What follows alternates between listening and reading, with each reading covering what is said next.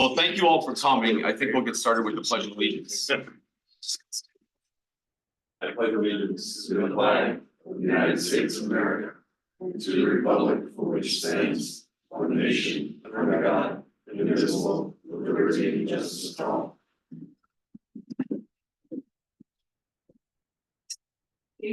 Yes. I don't know everybody should. Why don't we go around the table then and just introduce I ourselves? think that. Where would you like? Good morning, all. Chuck Euler, planning board. John Schwartz. John Casey, Town Board. Jerry Fenley, Town Board. Jared Simpson, Town Supervisor. Kevin O'Vani, Watershed Program Manager. Dave Sauter, Town Board. Adeline Rudolph, Deputy Supervisor. Mike Murphy, Code Enforcement. Doug Merrill, Canandaigua Lake Watershed Association. And City City Council. Council. Lynn Fox, CLWA. Epic Stall, donut provider. Marion Cassie, town resident. Great. Is there any privilege of the floor?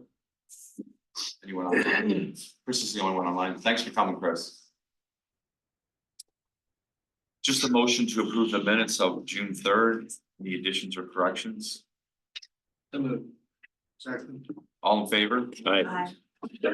So, at our last meeting with incentive zoning, we had a discussion about really getting the watershed folks involved. So we've got, watershed people to come. They just introduced themselves. Is there any order that you guys want to start with, Kevin? Or okay, Kevin? No, you're on. You're on. And really, what I feel we're looking for, and anybody else please chip in, is that where does the watershed stand on incentive zoning? Is it a tool that would be useful in protecting the lake, or is it something we should just eliminate altogether? So with that being said, go ahead, Kevin. That's no pressure, Kevin. I maybe just back up just a little bit.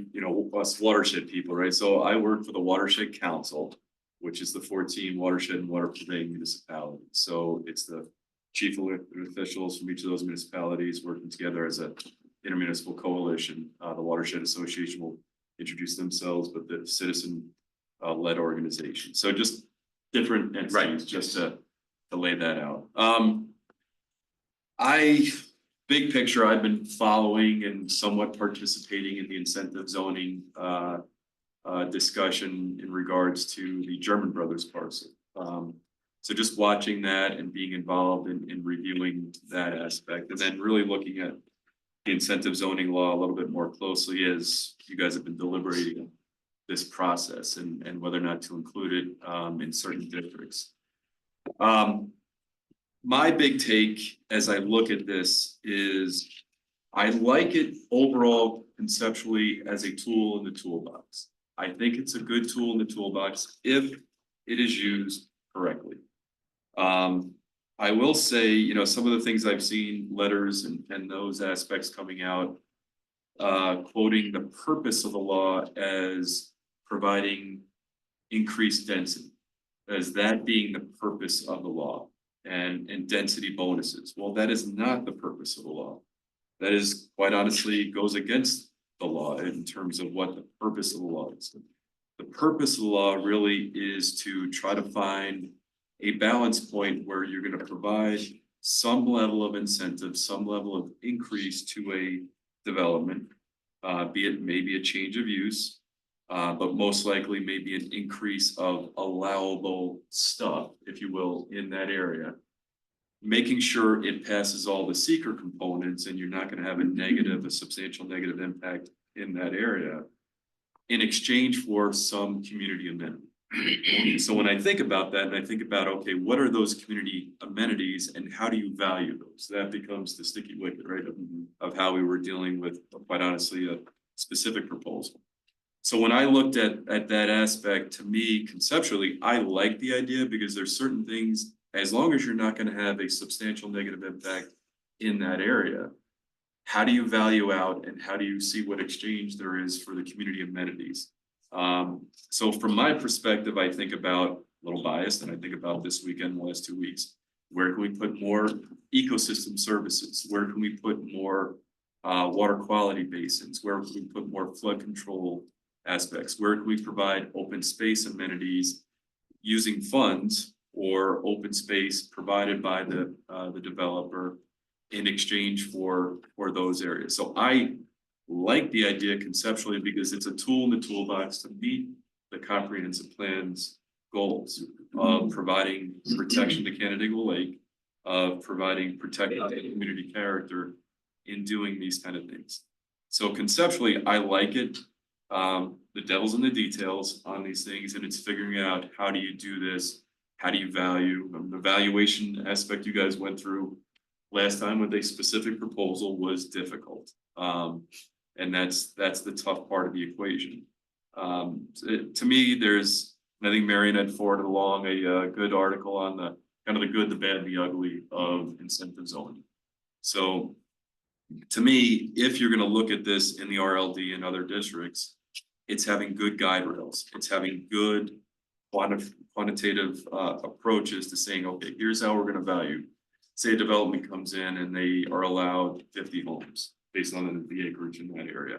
But they're asking for 55 homes. Well, they've got the water, they've got the sewer, they've got the road, so the profit margin on those last 5 homes is gonna be pretty high. So then you say, okay, well, maybe we'll work with you to make sure it's gonna not have a negative impact of that area. What are you gonna pay into our open space fund to offset that impact and share in the kind of the profit, if you will, by providing those extra 5 homes? That's just one example. But I like the idea conceptually in terms of keeping it as a tool in the toolbox. So, thank you. Yep. We'll turn over to you guys next, and then we'll discuss it when we've heard. I think overall, the association is really pleased with how the RLD is defined in your code. I think making sure that it is careful and cautious about any negative impact. So to the lake or to the watershed or water quality, I think those are things that we're always going to be concerned about. I agree with Kevin. I think there are some scenarios where it might be advantageous for the community, for the town. But there are a few, I hate to say but, I think that, as Kevin said, the devil in the details is how is it managed? How is it supervised? I think the potential for interpretation with a different set of leadership might open yourselves up to more time, more potential conflict for somebody potentially getting it wrong. Maybe, carrying an umbrella and wearing rain boots is kind of, what we're thinking. But we think, that it's written well, and I think, we're always gonna be concerned about the water quality. I don't know if any of you know, we had our first confirmed harmful algal bloom last Thursday on the 20th, so a week ago Thursday. As of yesterday, we got clear proof that the weather patterns are more challenging, and as Kevin has said, the lake is more sensitive to these inputs. So I think whatever we can do to protect the natural resources is the right thing. Yeah, I don't have a whole lot more to add to what you've already heard, so hopefully we can participate in the conversation. If I wear my CLWA hat, the hat that says we need to do everything we can to preserve this delicate resource that we have, then we need to do everything that we can, because once it goes down that slippery slope, then things can sometimes get out of our control quickly. And so when I wear that hat, I say I wish that we didn't have any of these incentive zoning ordinances within the RLD area, and any part of your property where the lake would be in jeopardy. But when I put on my city councilman hat, I understand all of the pressures that you face to try to do all of the things that you need to do to benefit your entire community. And you can see opportunities where employing incentive zoning in the RLD, if, as Kevin said, you could get benefits, amenities that would perhaps even have greater impact on preservation, then that's a tough negotiation to try to figure out. And one of the things that you have to do if you're gonna keep it there is to make sure that, when you evaluate that EAF, that the evaluation is done very strictly and very rigorously to make sure that you understand what all of the potential environmental impacts might be. And I recognize that when we do that at the city level, sometimes we find ourselves as a lead agency to determine, is there an environmental impact? And maybe there could be an opportunity to look at an outside group to make sure that we're really seeing everything that might be there. So I'm of mixed views about this. I understand the conflict we have. I understand the negotiations that are going on, because there are some benefits there, but there's some risks there. And I like that toolbox analogy that Kevin used, that toolbox. But there's some risks. I think that's the story of incentive knowing that we're making a decision today. How is this going to impact 20 years from now? So that's the concern. But I think the town board is all 100% here and feel very strongly with what you said about protecting the lake. If we can use incentive zoning to somehow protect the water quality of the lake, I think it's a tool that we should have in our toolbox. And you know, we as the town board work pretty closely with Kevin. He's in probably every other month or something, talking about something in front of the town board. So we try to, I mean, I think it's foremost in all of our minds, and I speak for just me, it's foremost in my mind that whatever we need to do, to whatever we do, we need to protect the lake, because that is our greatest asset. I know that, you know, Mike's part of that process as well with code enforcement. He's out knocking on people's doors, bringing them into line, so He's got the toughest job. he does have the toughest job, without any questions. So, That's right. yeah. Oh, not today. Anyone else? I would just like to have an example or two of what you think anybody thinks that incentive zoning could do to further protect the lake. I know that at the last session, we had someone reading the authority in the law, which is not the purpose, and then saying it was purpose, and that was screwy. But if the law does basically three things, it increases the density, it can. Let me go back a second.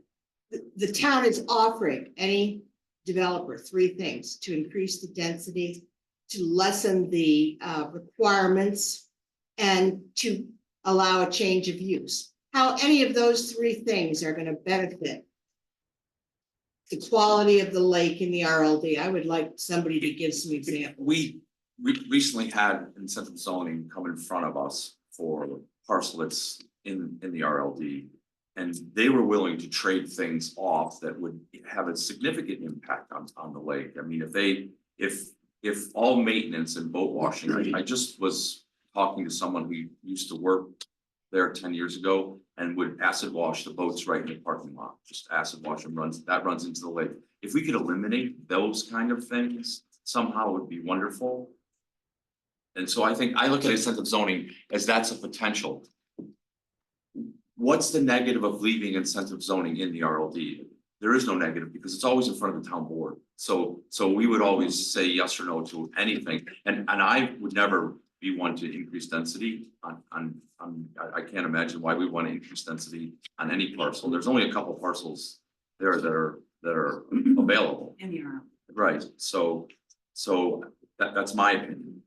Can I just ask, do we as a town allow acid washing in the RLD?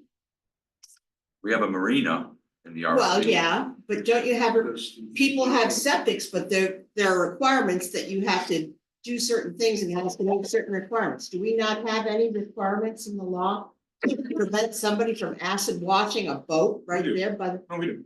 It's part of our MS4 requirements, to be called an effluent discharge. Okay, so basically an illegal, it's a bad term for it, but something that is not just regular stormwater. It is defined as an effluent discharge. Common examples would be septic. One we just had recently was laundry detergent, was straight piped out to a creek. Yeah, so that's stuff that we do look at, and they don't do it. I haven't seen it.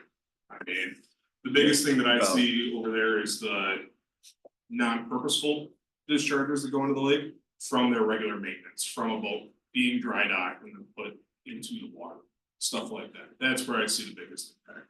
Mhm. Yeah, their acid washing, about 5 years ago, DEC got involved, a bit longer than that. And they were told, no, you have to capture and contain that acid wash before it drops down. And it was either going into the sanitary sewer, or they had to get that out of there. So there should not be acid washing near the lake, and it should not be direct discharging at all. Pavement right into the Well, lake. that's a good Yeah. thing. It is a good thing. I'm not, yeah, I'm Right.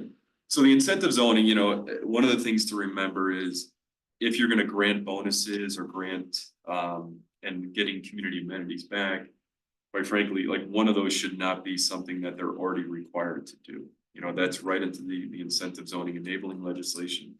It's if they're supposed to be required not to allow those kind of things, well, that's not a bonus, that is mandatory, you have to do that. So that's just making sure we, you know, we look at that and evaluate what they're required to do versus what they're giving back to the community as an amenity. I think that's illustrated in point 6 of the incentive zoning under authority.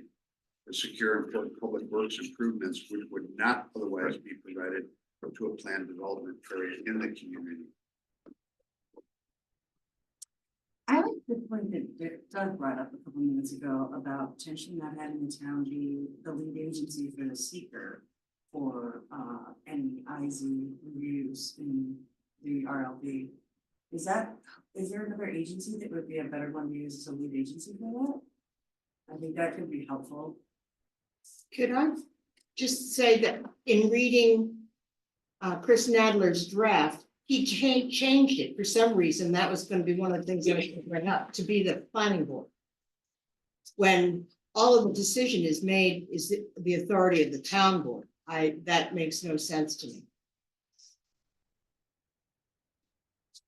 Well, I think Hello, Chris. both are involved agencies, right? So it's a two-step process, right? So the town is making a decision for the grant incentive zoning, right? And then the planning board's job then is to do the site plan review and But who's the more involved agency? prior to that, with coming up with this law to begin with and deciding what zones will be in incentive zoning, that's town board strictly, and they should be, and it needs an environmental review. And if you're gonna, and it can't be separated from the future environmental reviews that are done for specific properties. I think it, well, I mean, I'd love to have Chris jump in, but my reading of that is they absolutely need to be separate. You're reviewing the law and you're reviewing the guide rails of what you're gonna allow, but you can't do every specific project all the way through the process. It's just, you're guessing. You would have to look at and do a secret review for that specific project to make a decision if you're going to grant incentive zoning for that project.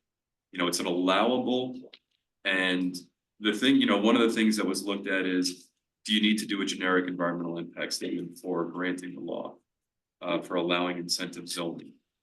And my take would be, you would have to go through the EAF and you would have to do your evaluation to determine, is this going to create significant adverse environmental impacts? And if you read the secret code, it says that it must address any projects, future projects that will be dependent on that change in the code, and any susceptible potential happenings that would be dependent on that code being changed. Has to address those. So the contemplation is a coordinated review, which we have in existence already. Frequently, the planning board is better equipped, or at least has technical expertise and consultants that can assist the planning board. That's why I put it as the planning board. There's never an idea that the town board wouldn't be just as involved. As Marion's pointed out, New York State town law requires the town board to make certain environmental decisions. before granting an incentive zoning request.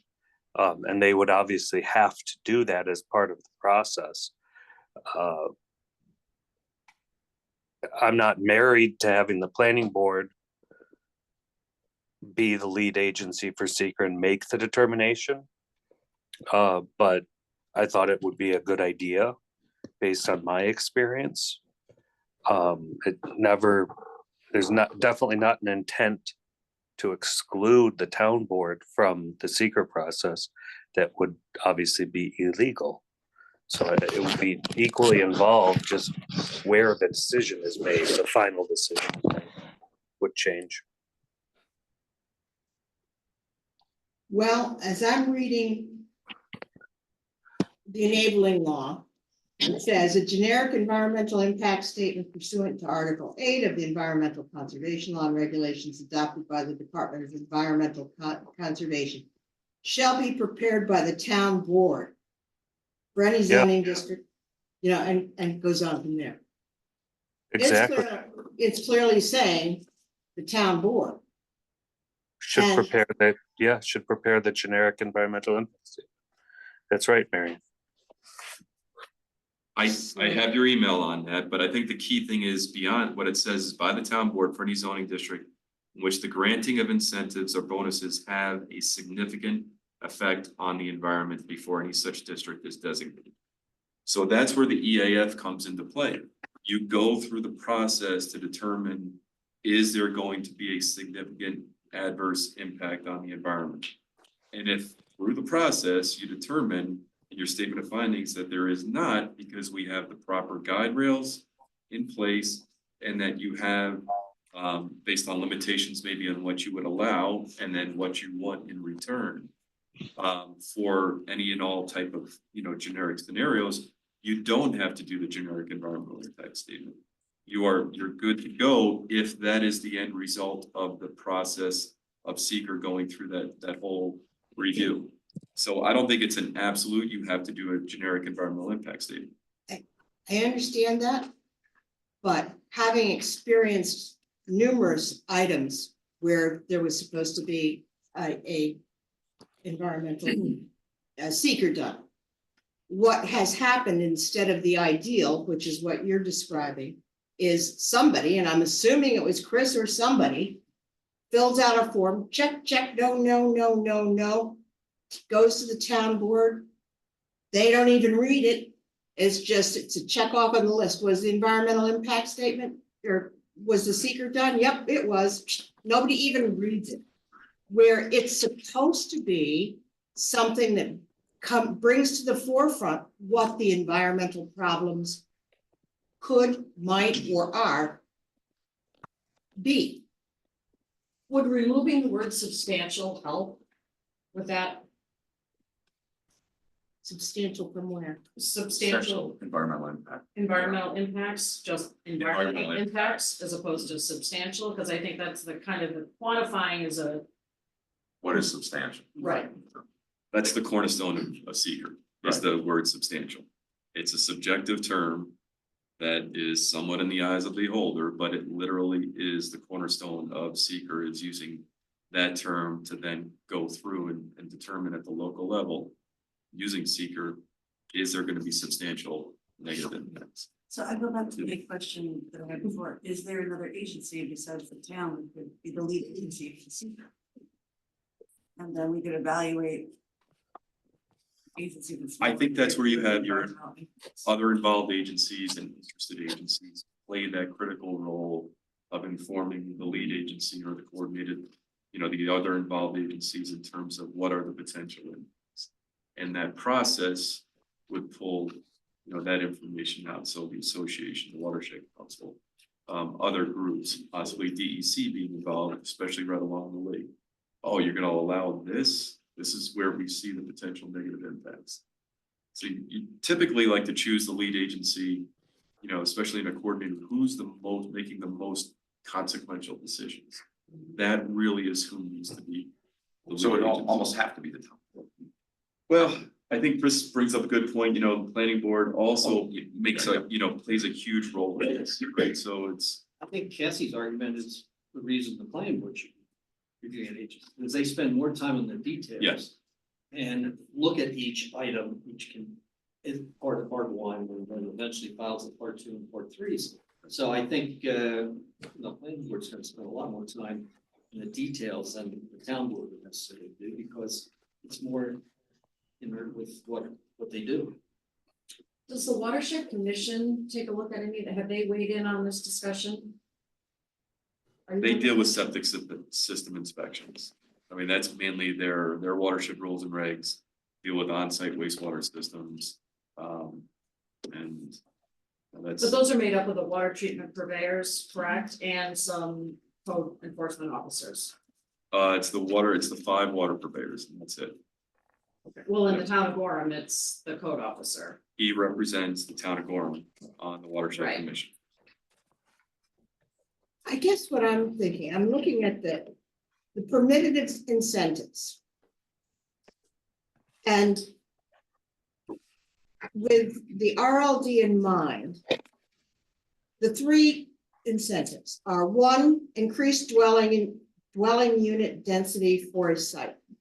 Do we want to do that in the RLD, increase the unit density? No.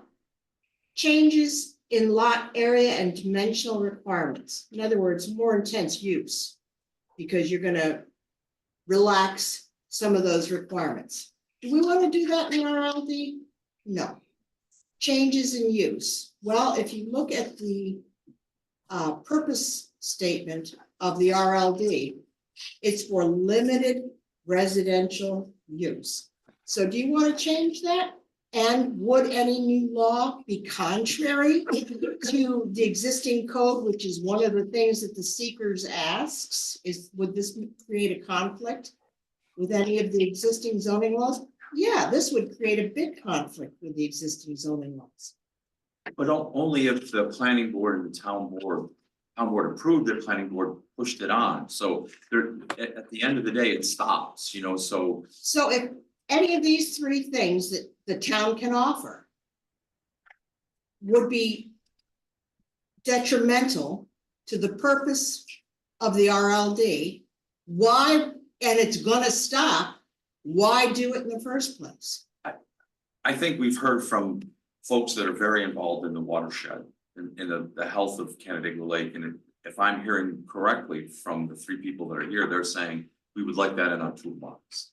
So from my standpoint, I don't want to remove something that they see a benefit to, because somewhere downstream, the town board is always can always say no.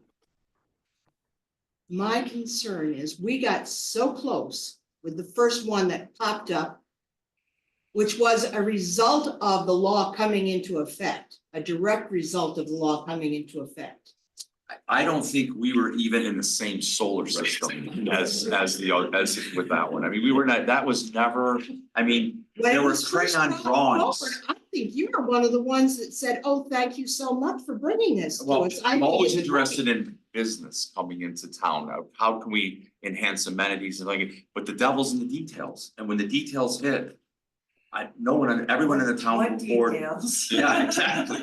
So, and you know who we leaned on? We leaned on Kevin on some of this stuff that said, hey, this is what, and then I made my decisions based on that, people that are experts in the field. So, I mean, that's a perfect example of how incentive zoning, in my mind, worked. We all said no. I guess, I'm just, if these are the 3 things that the town can offer, and you don't want to offer any of these 3 things ever, and if it takes a lot of time, and it wasted a lot of time and effort and money and attorney fees and whatever else, a lot of people's time, why do it? Because I think the people that are experts in the field are saying, we don't want to remove that. That to me, that's me, and I'm 1 vote of 5. So, I mean, I'd love to hear from other people, because I just don't want to argue with you the whole time. I think the question's been asked and answered. I agree with you, Dave. As far as the one instance that, we all know, German brothers. that thing in my mind was never really a valid, concern, because the guy proposing it was not cooperative at all. For us to try to determine if there were any real amenities being offered was extremely difficult. It was like trying to pick up mercury. I mean, it was just all over the place. I mean, there's no real substance there. So, and in my mind, it was also right from the get-go, was expanding a non-conforming use, and can't do that. I think along with that, which I agree, one of the things that disturbed me was always talking about, well, what are you gonna offer us? What are the benefits? Nobody ever said to the residents, can we ask you, is this gonna be a negative to you? Because I know a lot of them were furious. Nobody ever asked me. Well, I don't know if But that's true. they're all these meetings are public, Yeah. so we need to have people come in and offer their opinion in a public meeting. I mean, we can't go out, can't go out knocking on doors. We really count on people like you to start ringing the bell, like, hey, you gotta come in and Well, and we did. voice your opinion. We also said, as soon as they brought it to us, I personally, I know many of us said, the first thing you gotta do is talk to your neighbors. Make sure this is not gonna have a negative effect on your neighbors and a negative effect on the lake. And that was my shtick to them from the very beginning. I mean, whenever there's a major project, we say, the planning board does the same thing too. How do your neighbors feel about this? Have you talked to your neighbors about this? How is this gonna impact your neighbors? So that is an early part of the process for any project. And they did contact the association, they did come to us, yeah. We also felt like we didn't have enough information to provide them. So in my mind, the system worked. So, Right. I think that's what we have to base it on, that the experts in the field would like to retain incentive zoning as a tool for them, for future whatever. And I think I would respect that. I'm surprised at that answer. I wasn't anticipating that you all would come here today and say that you'd be interested in keeping incentive zoning on the table. So that's a surprise to me. It's so counterintuitive to what, Yes. it's what we think, and what Marion was saying in terms of, you wanna see more stuff in the RLD. Well, there's gotta be really good guide rails. It says, well, not too much more, and you gotta make sure the project itself can live on its own without having negative impacts in that community area. But what do we get in exchange? And then I think about the last 2 weeks. Okay, can we get more money into the open space fund that, can help give us that tool in the toolbox to, one of the things we're actually looking to do is there's a few fields that are on the Wells Curtis, Middle Cheshire Road area that got absolutely hammered. We'd love to see those go into alfalfa and get that a better land cover on that ag area, so we don't have these huge erosion aspects.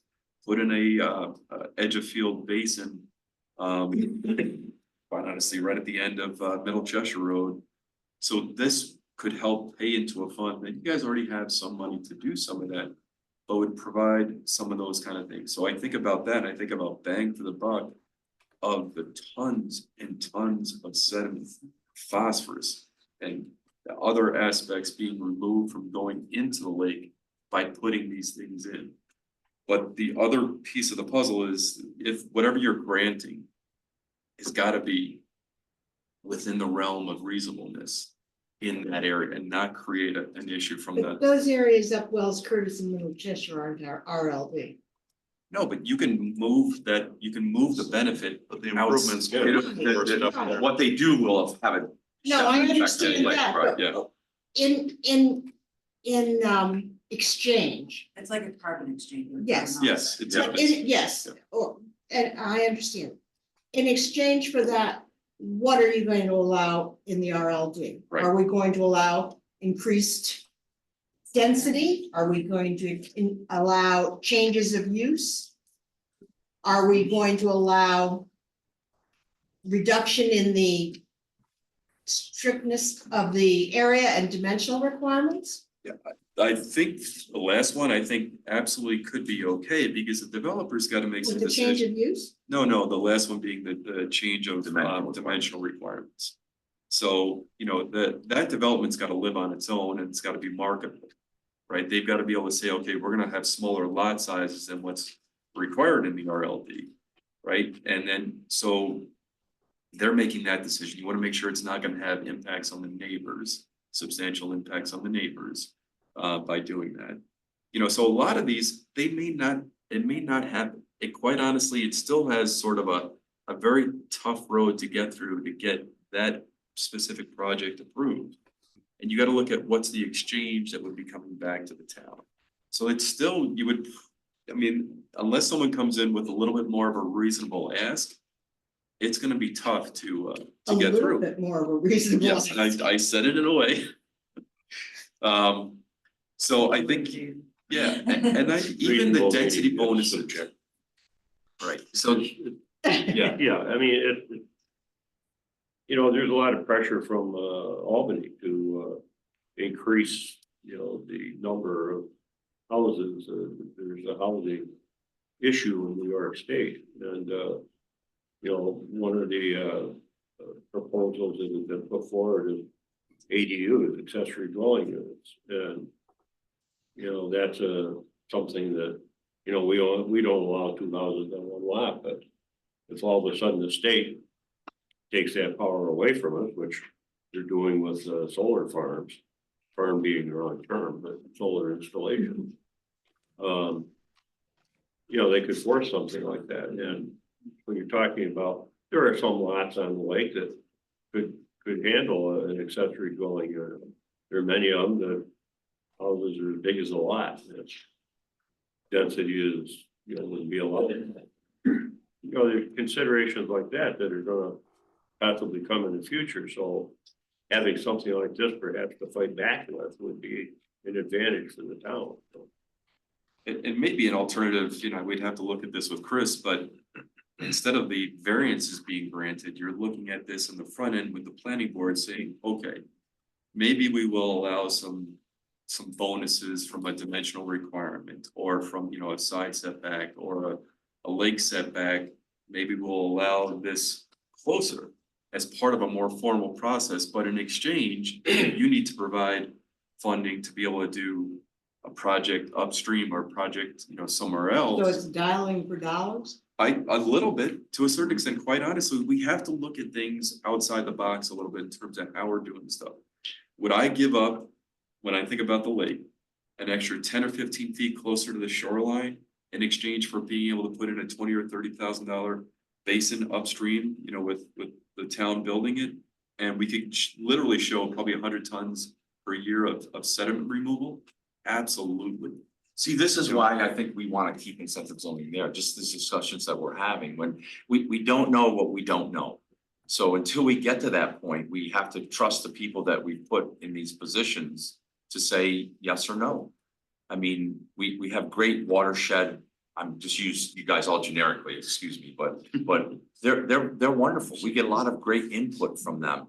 And I don't think anyone on the town board would do anything that was opposed to what they're suggesting. One of my concerns is future town boards, but can I get back to Terry's comment before about the state and housing?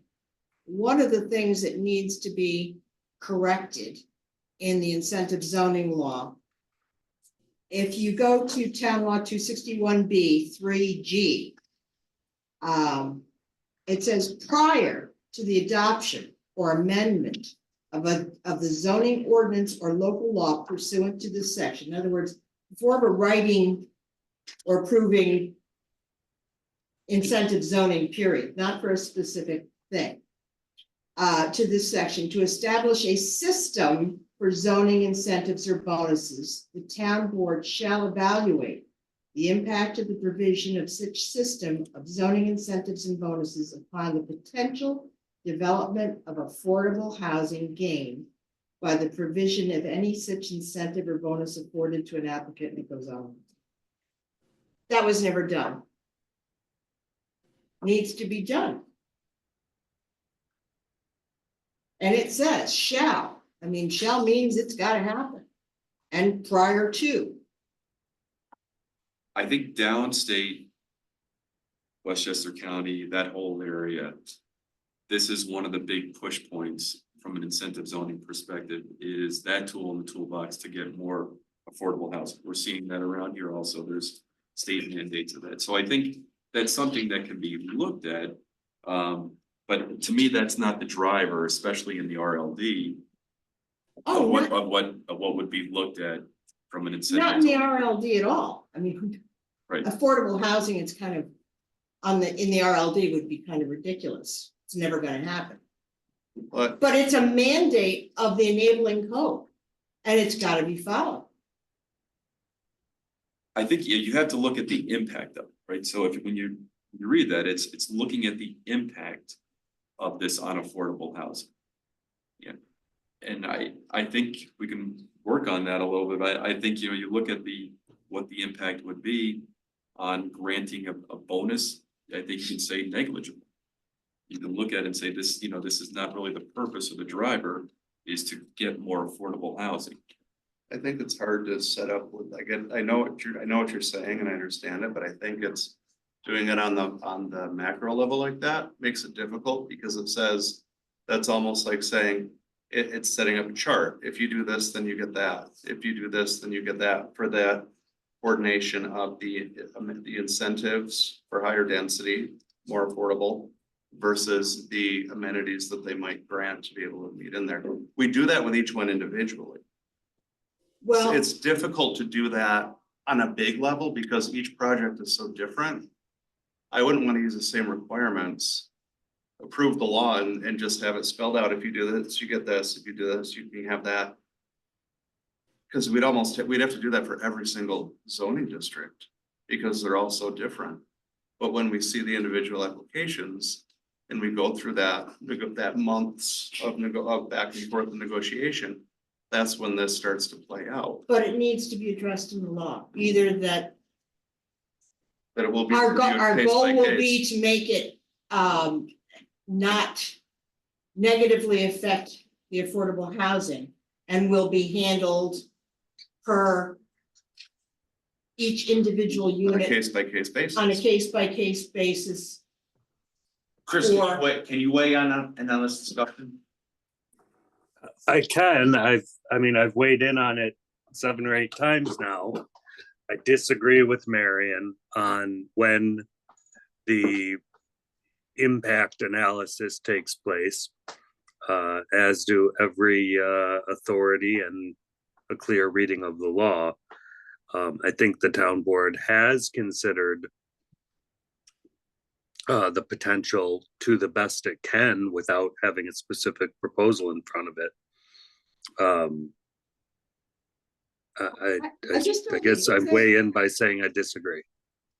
How can you disagree with the wording that says prior to the adoption or amendment of the zoning ordinance or local law pursuant to this section? To establish a system, so it's when you're talking about establishing the system. Or bonuses. I mean, it clearly says when it's supposed to be. How can you argue against that? And that's in the enabling law. Prior to the adoption or amendment of the zoning ordinance or local law pursuant to this section, to establish a system of zoning incentives or bonuses, the town board shall evaluate, and goes on. I believe that the town board has completed twice the things that it has to complete prior to adoption of the code or 3 times, I guess, at this point. Code for local code for incentive zoning. I really do.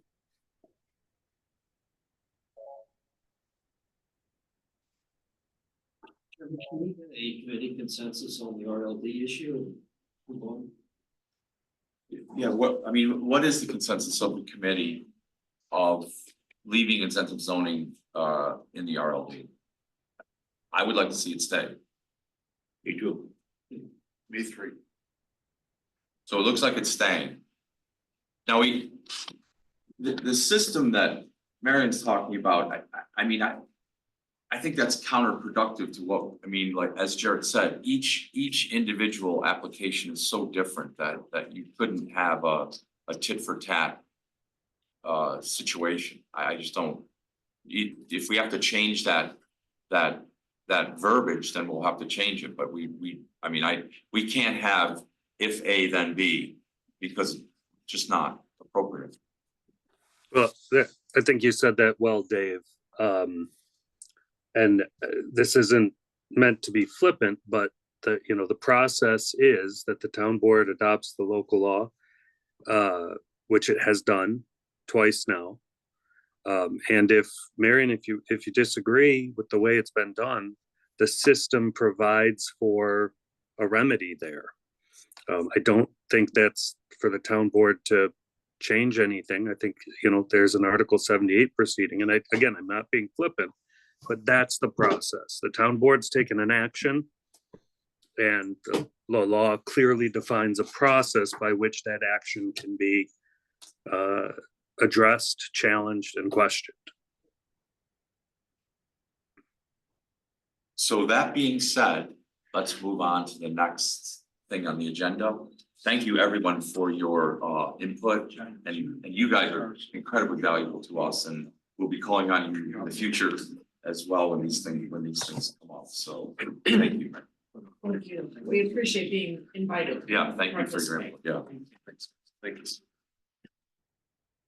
So the next. You don't have to leave. You don't have to leave, but if I were you, I would. I would. Well, no, we're gonna talk about Shannon's law and then firefighter property tax. That's a loaded. Yeah, I would leave. Handle it. Yeah, that would be a loaded thing. Doug's like, I'm getting out of here. I had sitting enough of these. You have to stay. No, God, please. So Mike, Sarah, Chris and myself had a discussion about both incentive zoning and cannabis amendment.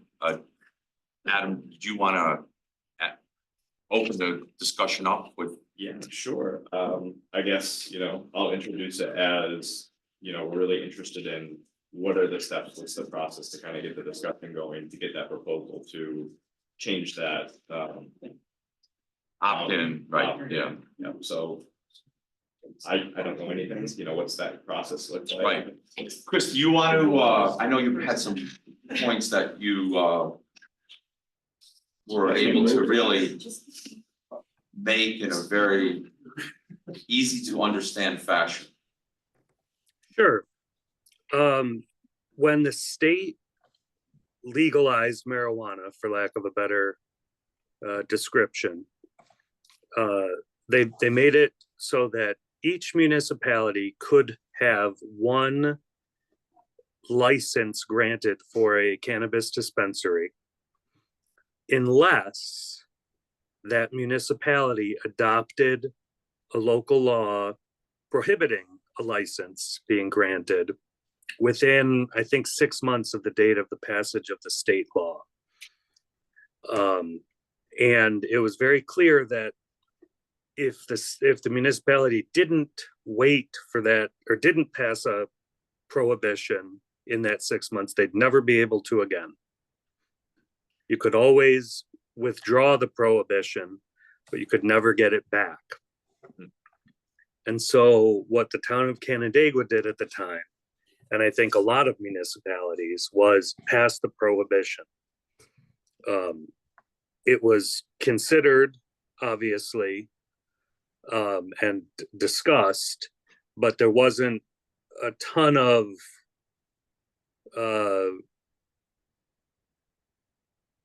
it was more of a preemptive measure. There wasn't a ton of, do we want this or do we not? It was more, if we don't do this, we'll never get a chance to do it again. That's not. Yeah, I actually think it was appropriate, the decision made at the time. Right. Without question, right? Yeah, there was no details surrounding, right? Right. New York kind of, Right. went in favor of legalization, but with no other OCM hadn't even been stood up. Right. Right, so we're 2-3 years later down the road, I think it's matured and come a long way in terms Right. of how they're gonna regulate it. We've seen tremendous action, even with them governing and regulating, kind of the illegal Right. enterprise of it and taking action. You read the news articles, so. We'll get to illegal, the illegal places So as sorry, I well. just So want to yeah, say, yeah, yeah. I'm with like how the decision was Right, made. right. We're at a point where we need to make another decision. Well, so the other end of that is that the state said, okay, marijuana is legal now. And then everyone started selling marijuana. Yes. It's legal. So what you have is vape stores selling over the counter marijuana and marijuana gummies. Our code enforcement officer went in and said, "Hey, is this marijuana?" And they said, "Yep, it sure is. Want to buy some?" Those are called. And they do not brave have a entrepreneurs, Or I'm also stupid, paid or on actually. stupid entrepreneurs. I don't know. Dressed just like this, by the way. There's no hiding it. I'm sorry, I keep Been on telling record. code enforcement officers. Very recently, the state realized, so we actually tried to pursue enforcement with them, and the state never even responded. Very recently, the state in its most recent budget adopted new enforcement measures that allow the municipalities to essentially pursue enforcement on their own, just notifying the state, not getting permission, which is an option open to the town, but it's an outlay of time and money that may or may not be in the town's interest. What Dave and Sarah and Mike and I discussed was, and again, this is just some procedural things that the town could do. I'm not recommending or not recommending rescinding your existing prohibition, but if you did rescind it, you could then add something maybe like a special use permit saying a marijuana dispensary can get a special use permit in certain zones. And these are the requirements from a zoning standpoint that that dispensary would have to comply with and be regulated and, subject to inspections. It would also make it possible for the town to enforce its zoning code against illegal dispensaries. So if the town adopts a zoning code that says you can dispense cannabis if you have a special use permit and are in this particular zoning district, then our code enforcement can go into a dispensary that isn't in that zoning district and doesn't have a special use permit and say, you're in violation of our zoning code, which is a far simpler process than enforcing New York state law at the town level. So that's why we're here. The discussion that we had was, it's, Chris, correct me, jump in wherever you think I'm wrong. It's out of control right now in the town of Canandaigua. There's nothing we can do. Mike's been in, trying to stop the illegal sale of cannabis within the town to nothing. I mean, they don't want to sell it to them. They don't, so it's a problem. So one of the ways that we could attack this problem is to put it in our zoning code, and then we could levy fines, and Chris decides what court this goes to. So he could send it any infractions wherever he determined was the appropriate spot. Dave, I have a question. Aren't they already violating town code because our town code is opted out of the New York State marijuana legislation? Can't we already say you're in violation of town code, we're taking you to court? No, because we don't have an ordinance against it. The only thing that was passed was a local law saying they opt out of the state's code. There was no, you can't sell within the town, you can't sell here, you can't sell here, there was none of that. And there's no enforcement measures tied to that opt out. They're also so sneaky, they do it in measurements that you can gift and they sell you a sticker and they will find all the loopholes, and that's why the governance is so important, I think. It's the black market, and that's like, talk about scary, that's where you get the garbage. If it's not regulated, if it's not coming from a tested place, right? Like Cornell tests wine and alcohol, right? You can't just go into a bar and get something that hasn't been tested to a standard. That's what you want to keep. Yeah. Right. So for me, I look at this as it's an opportunity to try to bring things under our control. Mike's comfortable doing it. Right now, nothing we can do will curtail what's going on, except if we opt back in, amend our zoning code, make a special use permit for any of these things. There would only be one license issued in the town of Canandaigua, per New York State, and fantastically expensive, correct, Chris? That's my understanding, is it's difficult to obtain. It's difficult to obtain, which, similar to a liquor license, makes the owner of the license more prone to comply with regulations. I guess it's difficult to obtain and easy to lose is how I would say it. Easy to lose if you're not following the rules. So, and again, this is my presumption. I'm not guaranteeing anything, as I think you know, but my presumption is the one licensed facility in the town would probably be your best bet, would be the most well-behaved, for lack of a better term, because of the licensing restrictions. They would. That's a adhere to the letter of presumption the on law my be- part that, you know, it is what it is. Right, Wait a minute, I'm confused. So what you're saying is we should allow a dispensary in the town of Canandaigua? I'm just saying that we, What is that? that's essentially what I'm saying is we have a situation that's out of control right now. So how do we get control of that? From the discussion that we had with Mike and Chris and Sarah and myself was the only way that we can get control is to put some teeth in our zoning law for that. And the one potential is that in the town of Canandaigua, there could be one dispensary. That's the It could be trade-off. zero. That's the trade-off. Or it could be zero. Yeah, it still has to go through any candidate that wants to right. apply. Could be So- zero. No, our code could say none. Right. We could say none. Chris, could we say that?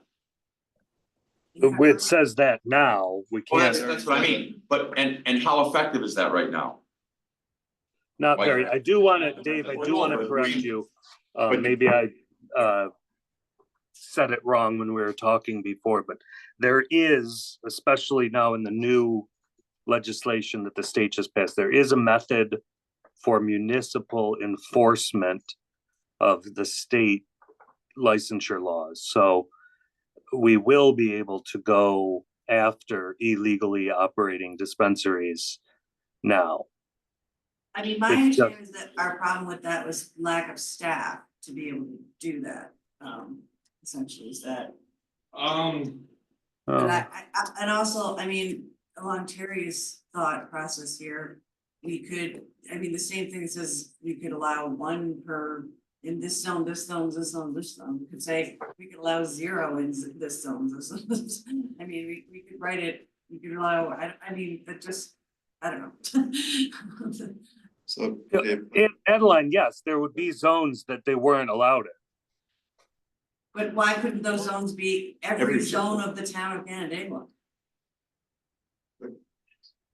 I guess it could, but, oh, I see your point. No, that's not, Not the spirit. you're not allowed to do that. Cause it's still a Um, business and or- zoning. The best correlate, the only way I can explain why you're not allowed to do that is to tell you that the town allows adult uses because it's required to allow adult uses. It just, I guess you could restrict. But how are we Where required to allowed. allow it if we opted out? For this, for now. Yeah, right now you don't have to do anything. Right. If you want zero, don't do anything. So if I can, Dave, can I? Go ahead, please. So I can kind of picture it. We change our zoning. We have a minority owned shop. We shut it down. We're targeting them because they're violating our code. It's a big lawsuit because that's where the state is right now. If you don't have a record, if you're not a minority, if you aren't an underserved population, that's their target. That's their target for giving away the licenses. We're opening ourselves, in my mind, we're opening ourselves up for more. The issue that I see from this from the very beginning, when it was first presented to us, as a huge revenue maker for the town, for the municipalities. $1 million of sales, we'd get 2%, if I'm correct. So, that might be 1.75%, which is $20,000. Yeah, money is not the issue. No, We're it's not, we're right, not, you're, right, we're not, but that's how it was originally sold. right. You opt out, you're losing on all this money. And now we're seeing that the cost, the associated costs of maintaining and dealing with unintended consequences is more expensive than anything that you would ever gain. And the illegal dispensaries are still gonna be there. But you can. So- Yeah. But the state is now tightening up enforcement. I spent hours in February sitting through before the budget came out with the current changes. They're tightening up their restrictions and allowing us to do more. So I don't have a vote on ordinance, but for the board, I don't have any intent to support opting back in. The state is tightening up. They're seeing that this got way out of control and they screwed the whole thing up royally. They're starting to tighten that up. I don't want to go down that road and open up and say, sure, we'll opt in. Even for that one, because we can go after them, but you're still gonna have other ones. What are your concerns for opting in? Like, if we look at, surrounding municipalities, what are your concerns for allowing, we'll call it any business to do legalized sales of any recreational thing, just out of curiosity?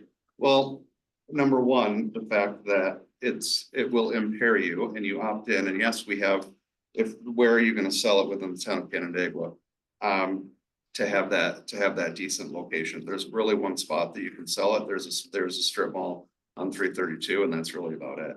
And also the fact to support this, I'd like to talk to people in Colorado and see how they're doing with all the results, the negative results of the sales, the negative results of the opting in. For me, it's 100% personal opinion, and 100% personal, that it is something that I cannot and I won't support. Would you cannot or not support, do you drink?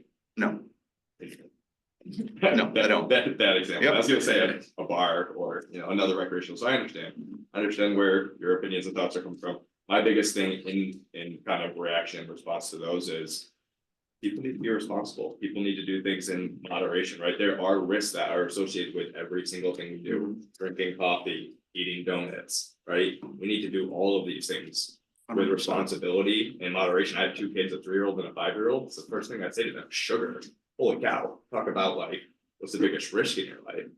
But I don't take sugar out of the house. I say, how do we treat this respectfully and responsibly, right? And I take that in every facet of life, whether it's with my kids, whether it's with an adult recreation activity, right? And then to have governance and compliance to, maybe they're out, maybe they're at their friend's house, maybe they're eating a little bit too much sugar. Who's gonna govern that? Is it the other, person's parent? And that's where, making sure that someone can come in and enforce that, I think is important too. So I do respect your opinions. Everybody could be that. Unfortunately, your analogy there, if everybody was as responsible as you are, maybe there'd be no issue. However, they are not. So why throw another log or a gallon of gasoline on that fire?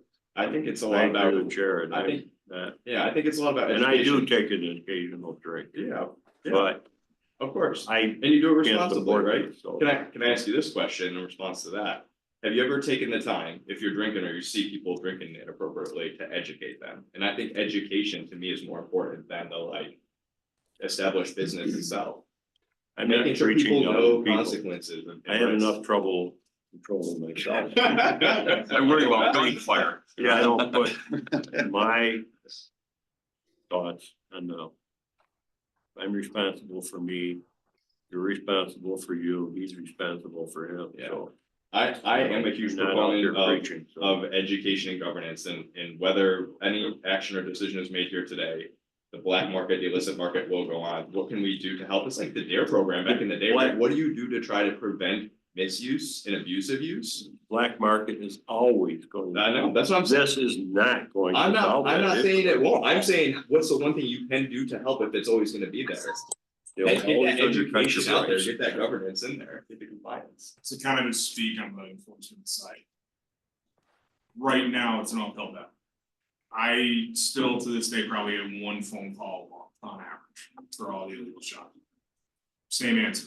I can't do anything. We've got a pending action with OCM for the state. Until OCM says, yes, you can go ahead and do this, we can't do anything. If we wanted to go to lawsuit action, that's more Chris's shoulders, that's out of my realm.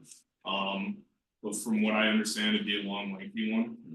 By going through it, the zoning process, it's no different, we'd be sitting in the same room in front of one of our town justices, regular process that we always do. Why can't the county sheriffs enforce it? So the last time I spoke with the county, one of the guys in narcotics, the DA for the county says, we don't want anything to do with it. It's not of our. Their hands are tied too, it's like So, because the state's legalized. it, yeah. Currently, the But isn't task the state force. gradually tightening? up? Yes, so the So state it's currently set up a gonna task wait. force with the 2024 budget, and I know I say task force with quotations, because the state throws that around like it's water. It's made up of state troopers and everything else. I mean, we can wait and see, but the contacts that I have had with troopers, there's bigger fish to fry.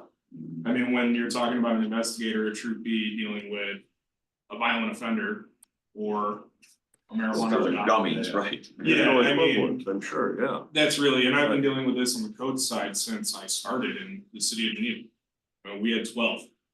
All 12 of those are still operating clear as day, no ifs, ands, or buts, and that's with a local city police department as well.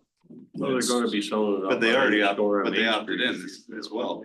They did, Yeah, but they opted in and they still got it. and that's why if we had something in zoning, and I'm not saying opt in, opt out either way, I'm just something in zoning to allow us as a local municipality, a quick seamless action and a process to be filed and followed would make light years difference. See, that's where I'm at. I think it's in our control. We could regulate this no matter what the state does downstream. So I guess, do we have an appetite for this? John, are you yes or no on amending it would be opting in instead of opting out and change the zone? I don't think we should change it. Okay, Terry, Same, I agree. I would change it. Adeline. He can't turn his head that way, Adeline. You don't have to hurt my chair. You gotta rotate the He can't turn his head. No, I'm not, I don't really have the appetite for it, I just, and I mean, to answer your question, I also don't drink, so yeah, unfortunately, I'm not a great board for this, I think, but I don't want to encourage further use of cannabis in my town, I mean, that's what it comes down to for me, I see no need to encourage that use in any way, shape, or form, it's just not a positive for me for our community, so it's. There you have it. Yeah, I think I'm a little disappointed, but I heard a lot of personal feelings. I heard a personal feeling. I'm a little bit concerned that maybe all these personal feelings are clouding the majority of people's interests. So I'm gonna go do some research. I might bring a friend with me to the next meeting. I'm gonna get some airtime and see if I can get maybe some more opinions on what other people think in the community, because I think we're making a lot of very personal decisions, which I respect. We all hold on to those personal feelings. I think cannabis is a drug. I mean, we grew up in the era of Nixon when it was, we're coming off of that. It's instilled in us. This thing is bad. It's evil. It's gonna bring all these harmful effects, and we're living with all that. Yeah, What's it I gonna have- do to our children? What's the health I have effects? 15 family members who regularly smoke marijuana. Do you love So them? I- Do you judge I them? am well Do you think aware less of of them? that. No, not Do you at all. support so hold on, let me roll on this one. I'm 15 well aware of the 15 issue. Wait, hang on, members. hang on. That's. So, Fortunately, this is not a opportunity to grill town board members. I'm not I going, I'm saying, where did that come Yes, you from? are. can debate, and that's Yeah, okay, no, but You got control of the meeting. We would love to hear from people that you would bring back in and here, but I think to, go at us, is probably not. I didn't say us, No, no. I said these are personal feelings, and I feel. Right. These personal feelings may be clouding representative opinions of what But everyone here has their opinion, I so think, that's Adam- part of the town board. First time you came in. I said, and I continue to say, we're here to represent the community. Mhm. And as far as I'm concerned, the community now is not in favor of opting in. If you can go and bring the people from the community or somehow demonstrate to us that the community wants this, I'm all ears. And I think most of us would be all ears, regardless of what our opinions are. Okay. I'm here to represent the people, and if the people want it, then it's my responsibility to give it to them. Okay. If the people don't want it, which I believe is the case now, then it's my responsibility to not give it. I agree with that. So it's on me to find you, the collective. Well, and I would say just by the fact that all these vape shops are selling cannabis. It kind of says our greater community, city of Canandaigua and the town, someone's keeping these places in business. So I think by whether that's right or wrong does not, in my mind, enter into the conversation. What enters into the conversation for me is how do we regulate this? How do we make this the safest and the legalist way? Sorry, Chris, for that, making my words. Oh, that's good. As we go. So bring some folks. We'd love to hear it, but I think, yes, Tom. Before you leave this subject, would this be something, again, we've got board members that are not in favor of this. Would this be something that could be subject to a permissive referendum? Chris? Originally, but not now, Yeah, I don't, off the top of my head, I don't think so. not anymore. But I would have to look further into that. The And opt-out it would was only permissive. be, it may be that rescinding the local law could be subject to a permissive referendum, but as a general, it can't be just generally proposed for referendum. Okay, that might have been an avenue for Adam. What is what's a permissive referendum? Yeah, petition to get on a ballot. You let the Right. voters decide. Oh, yeah, that would Right. be awesome. Right. I will also say, by the way, in my going door to door and talking to people, I did have one person indicate to me that they would like to have a legal marijuana dispensary in the town of Canandaigua. I had probably 15 people specifically indicate to me that they would not. So, I have talked to people about the issue, and the issue has come up. It's not something that we're just blindly following our own personal experience. Yeah, I appreciate that. And I also spend my life in schools and counselors, psychologists galore. Nobody's in favor of that and the slippery slope that it's gonna bring in. So again, background. But to that point, Eric, that's why we need to regulate it, because somehow, it's a 21 and older, right? So how does a 15-year-old kid get gummies? That's my concern. It's the same, but But it's don't go to stop it, No, Dave. but If we there's a can- black but it's market. the same then with right, alcohol. But if we know the black market, we can stop it. Listen, Yeah. we should just gavel this done. We're gonna because gavel. everyone has decided, everybody's weighed in, so. Yeah, you're in I'm sorry, I definitely got done. It's your meeting. Please bring us more information the next time. So, yeah, thank you. Thank you for your time. Yeah, thank you. So the next topic is the firefighter property tax exemption. Everyone got a copy of that? Yes.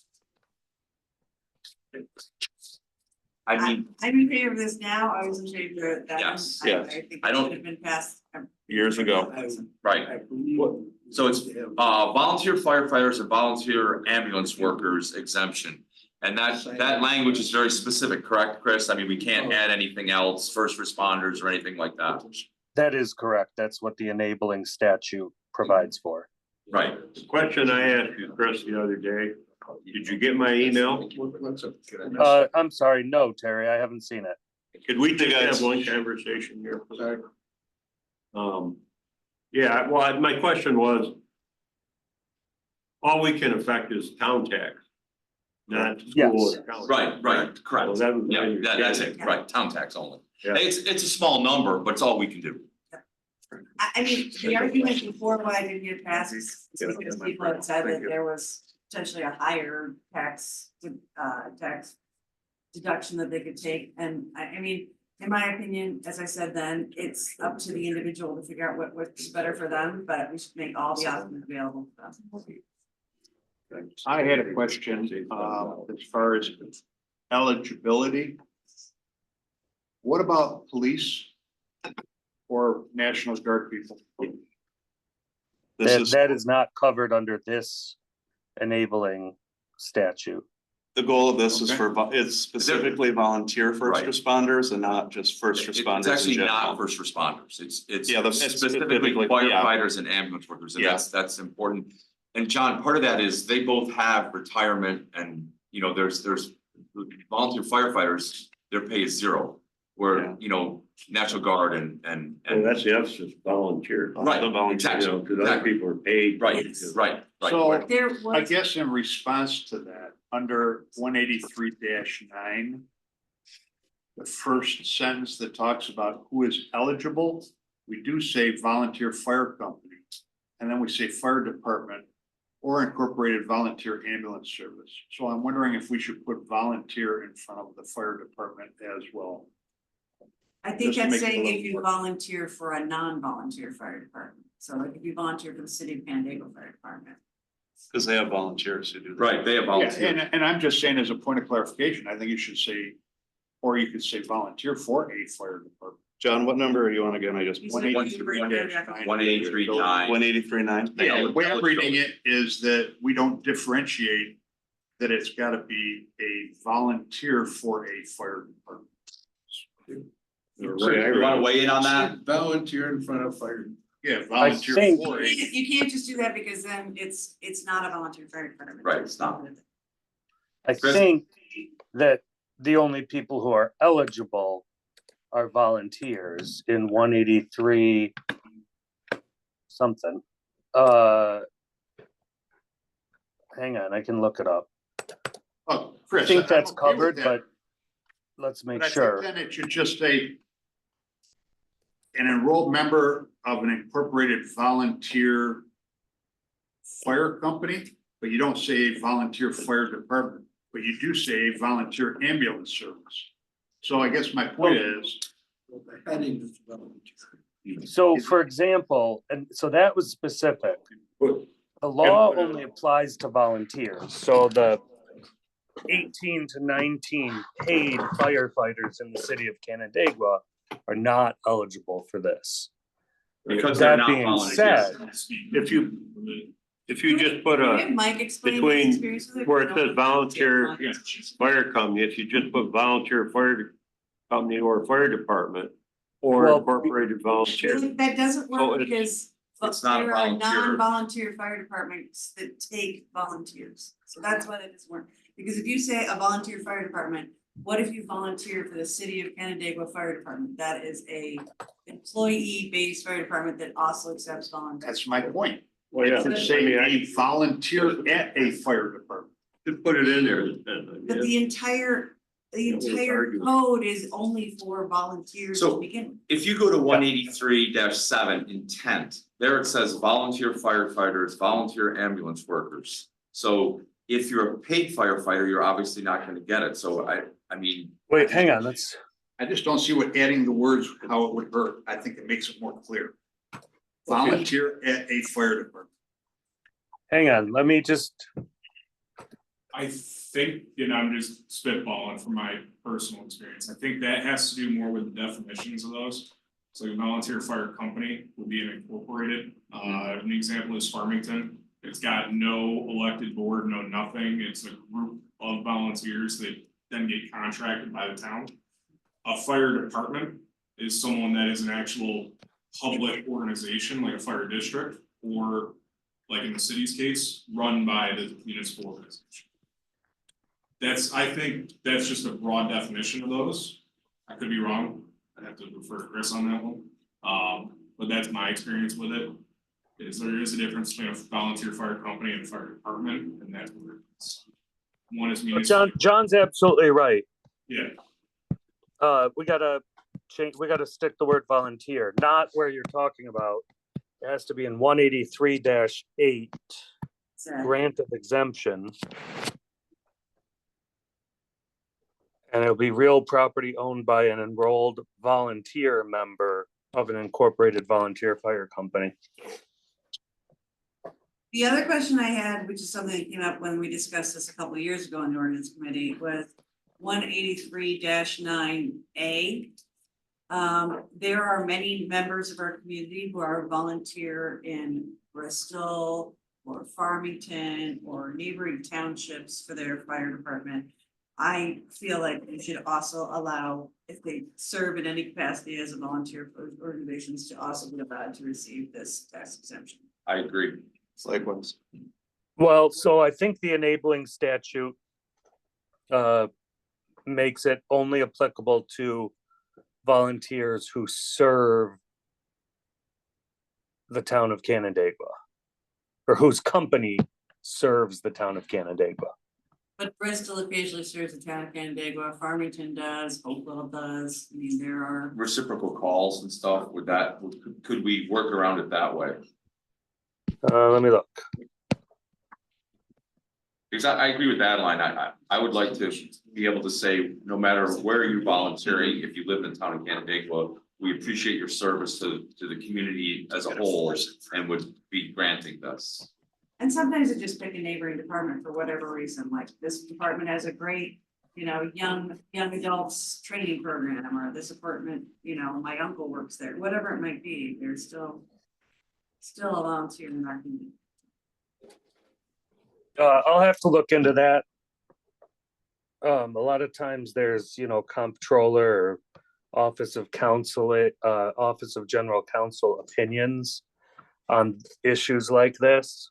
So if it's legal and we can, let's add it, but if Yes. not, We I guess we just pass it's it. a- right. It's an application issue, not a statutory issue, I think. So that the issue will come down to whether the words is served by can include neighboring communities who do reciprocal. And whether or not Michelle, hang on, I'm making a note, applies it to them or not. So the committee's good with going forward with this, making these couple of subtle changes?